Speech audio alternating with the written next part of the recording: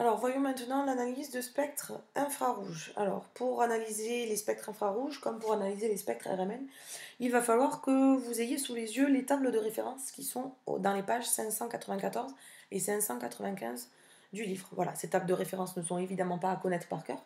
Elles vous seront redonnées le jour de l'évaluation et le jour de l'examen du baccalauréat. Un spectre infrarouge ressemble à un spectre UV visible avec beaucoup plus de bandes à l'intérieur.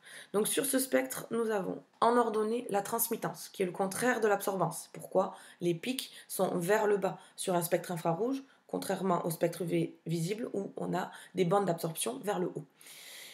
Donc en ordonnée la transmittance. En abscisse, cette fois, le nombre d'ondes. Le nombre d'ondes, c'est l'inverse de la longueur d'onde. On le note sigma et il va s'exprimer en centimètres moins 1. Sur un spectre infrarouge, on a deux zones.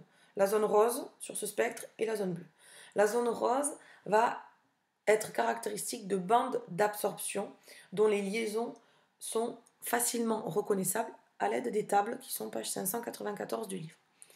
Chacune de ces bandes est facilement analysable, on ne peut pas se tromper. Une seule bande est caractérisée par une seule valeur de son nombre d'ondes. Concernant la partie bleue, qu'on va appeler l'empreinte digitale du spectre, c'est beaucoup plus difficile. Beaucoup plus de bandes, beaucoup plus fines et difficilement reconnaissables où la valeur est difficile à analyser avec les tables. Donc dans cette partie-là, on ne va l'utiliser que si on a un spectre de référence. Donc par comparaison à un spectre de référence, on pourra trouver des indications. Donc nous, on va plutôt se concentrer sur la partie rose du spectre. Voyons des exemples. Pour analyser un spectre, il faut donc regarder les valeurs de la bande d'absorption, la valeur du nombre d'ondes correspondant, et se référer aux tables. Dans le spectre de l'éthanol qui est représenté ici, on a une bande large aux alentours de 3300 cm-1 qui correspond à la liaison OH dans un alcool lié, c'est ce qui est précisé, OH associé.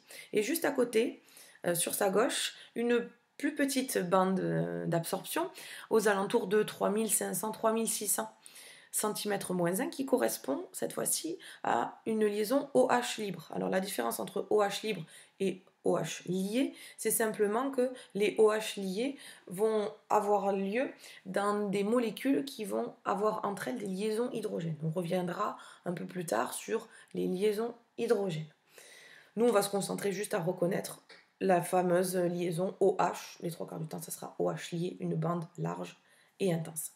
À côté d'elle se trouve une bande aux alentours de 3000, juste avant les 3000 cm-1, caractéristique de la liaison CH. On nous précise, c'est tétraédrique. Un carbone tétraédrique est un carbone qui possède 4 liaisons simples.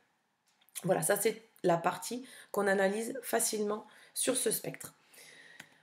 Un autre enregistrement pour pour le spectre infrarouge de l'éthanol, cette fois-ci, on a de nouveau la liaison OH aux alentours de 3400 cm-1, la liaison CH aux alentours de 2800-2900 cm-1, et on remarque dans l'analyse de l'empreinte digitale qu'on peut avoir une liaison CO aux alentours de 1000-1200 cm-1 et plusieurs liaisons CH.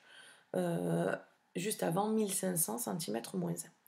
Donc pour chaque bande, regardez bien son intensité, sa taille, sa largeur, pour pouvoir la retrouver dans les tables. Exemple suivant, on change cette fois-ci, on laisse tomber l'éthanol et on passe à la cétone, une cétone. Donc les cétones sont caractérisées par un groupe carbonyle qu'on retrouve avec une bande d'absorption aux alentours de 1700-1750 cm-1, caractéristique de la liaison C double liaison O. On retrouve dans cette molécule des liaisons CH juste avant les 3000 cm-1, et puis dans la partie empreinte digitale, des liaisons CH aux alentours de 1350 cm-1 et des liaisons CC aux alentours de 1200 cm-1. Voilà ce qu'on attend de vous pour l'analyse des spectres infrarouges. Savoir retrouver les bandes et pouvoir choisir la molécule qui est associée à ce spectre. À l'aide des groupes caractéristiques, vous pourrez faire par élimination et retrouver la molécule correspondant à chacun des spectres.